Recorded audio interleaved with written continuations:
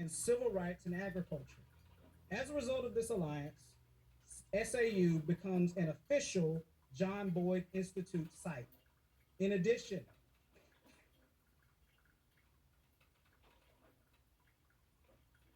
In addition, the John Boyd Institute administers advocacy efforts that advance the National Black Farmers Association. Founded in 1995 by John Wesley Boyd Jr., the NBFA is a response to significant patterns of discrimination and oppressive practices against Black, minority, and women farmers. Together, SAU and the National Black Farmers Association will collaborate on opportunities to advance the organization's pillars, which include food sovereignty and hunger related issues, civil rights, land retention, access to public and private loans, agricultural, educational, and technological training, and rural economic development. It gives me great pleasure to introduce a few parties that are here today. I want to start by introducing the 13th president of St. Augustine's University, Dr. Christine Johnson McPhail.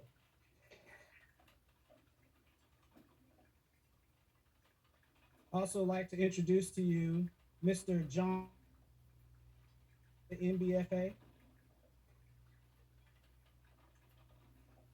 and Ms. Kara Boyd, the co-founder of the NBFA. Before we proceed with remarks from the representatives at this table, I also want to acknowledge our vice presidents that are here. Dr. Carolyn Carter.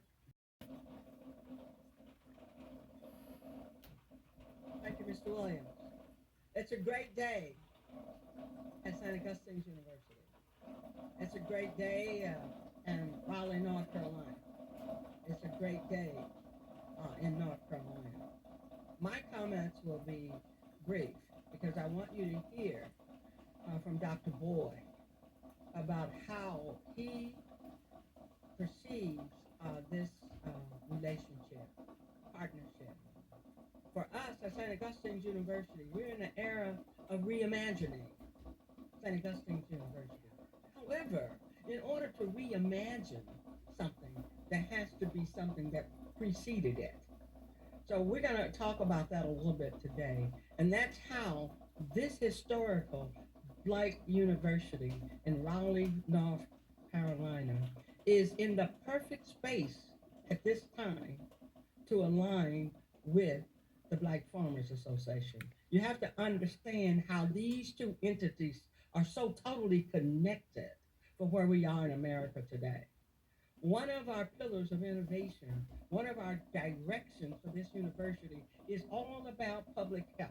It's about social justice, about the role as an HBCU that we can take right now in this history, this perfect time to advance the mission. And we understand very clearly that if we don't fail our mission won't fail us.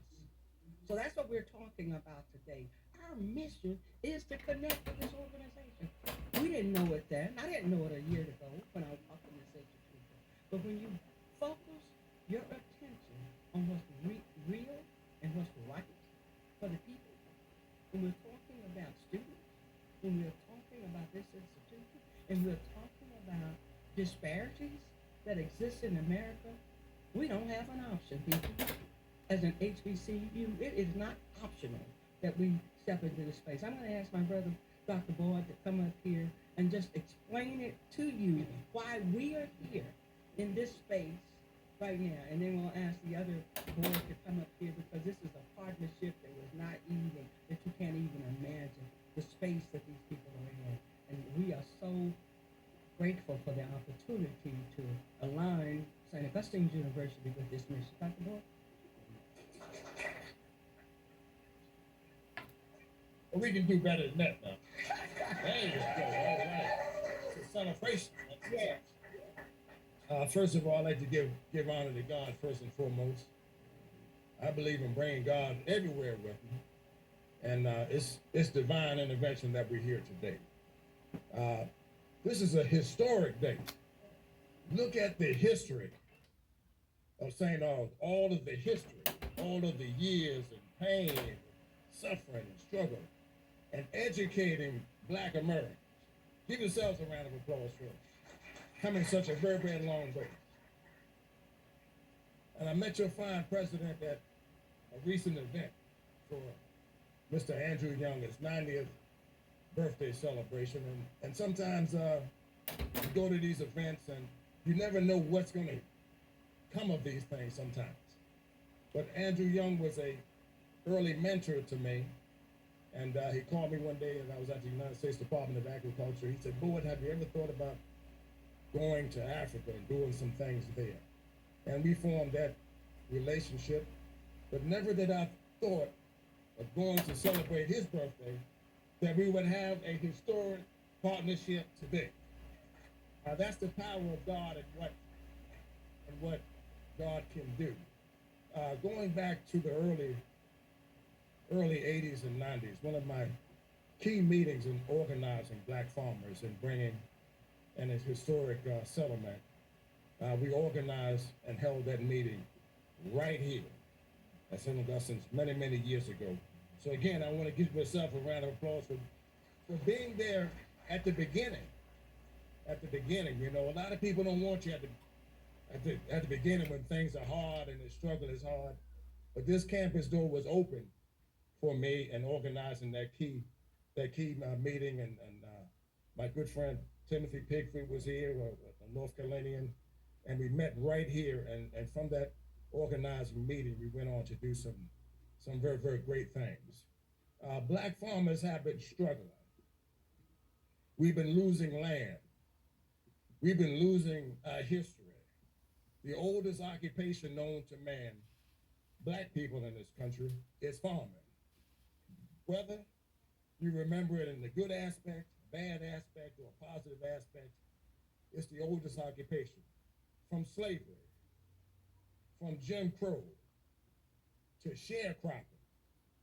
Black people have endured in this country, and we endured from it, and we all came from the farm. And matter of fact, we're only 2 to 3 generations away from somebody's farm. And through my whole 39 years of advocacy, I've seen a whole lot of ups and downs. And there's always been a missing link in the chain. And my daddy said, if you want to get to the finish line and pull that person over and win, that missing link got to be in place. And the missing link has been the educational piece for black farmers. And St. Augustine's, guess what? You're in the middle of our footprint. Oh, y'all didn't hear me? You're in the middle of our footprint. From the Virginia-Delmarva line all the way down to Alabama, Mississippi, and Arkansas. The black farmers need a home for education, to carry on that history, to hang the history lesson and teach it to the next generation of black Americans and black farmers. And that's going to start today. It's going to start today of connecting those dots. So if you hear some great emotion in my voice, it's because I'm excited. I spent 39 years advocating for black farmers, and we had some great victories from the Claims Remedy Act of 2010 that was signed into law by former President Barack Obama. Oh, y'all didn't hear me. It was signed into law by former President Barack Obama. Y'all need to give that man a round of applause, because he did get the amount of respect for helping blacks and other minorities in this country. They always say, well, President Obama didn't do enough of that. You don't know what he did. That's the first thing. And we didn't understand the significance of the presidency of former President Barack Obama. He was laying part of that foundation, Madam President, that we spoke about. So all of these things have transpired in history, but the missing link has been closed today. And I want to say thank you,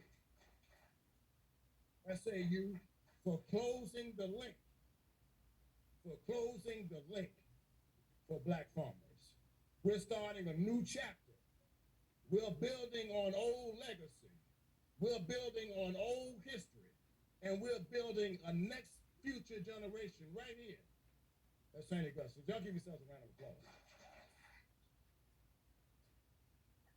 And we spoke just a little bit. We had a great meeting. If you take yourself sometimes out of the picture and allow God to work and manifest and put all of the key people and put that missing link in place that I spoke about. And I would like to thank my wife. You know what? Because she put up with me every day. I'm not the hardest person, easiest person to live with sometimes. And we've seen, like I spoke about, many ups and downs.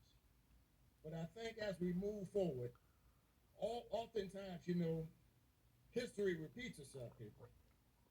And I'm speaking to my young people right now. If you don't know what history looks like, you won't recognize it when it begins to repeat. Know your history. How do you spell history? His story. You better teach your story to your children, to your family members, so that we can recognize when history begins to repeat itself. But we're going to fix some of these things that have been missing in the plight of the black farmers. The education piece, the economic piece, putting those things in perspective into place and building that foundation. We're building on the foundation. We already got a foundation. We're going to start putting up some walls and some roofs and putting all the right people in place. And we're going to bring them right here in the middle of our footprint. Thank you very much. And I hope that my wife will come up and say a few words.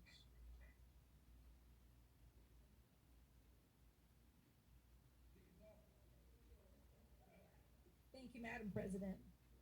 It's just an honor to be here today, and I serve as the event and program coordinator for the National Black Farmers Association. And so to have Boyd Institute here at the St. Augustine campus is really amazing for me. I'm an enrolled member of the Lumbee Tribe of North Carolina, and you are in the middle of our footprint. You're halfway home for me. So whether I'm going home to Lumberton or I'm going back home to Baskerville, Virginia, this is halfway. So I'm glad to have a new home that's going to be halfway. And significant to us in telling our story is St. Augustine University, because you have all the components that we need. You have a TV station. You have the academia and the research resources that the NBFA has been longing for, waiting for, and in much need of. And so it is today that I'm proud to announce that the 32nd Annual National Black Farmers Conference will be held here at St. Augustine's University the first weekend in November. Thank you.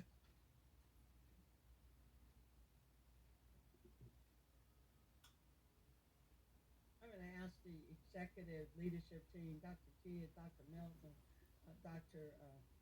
Rodriguez McClellan,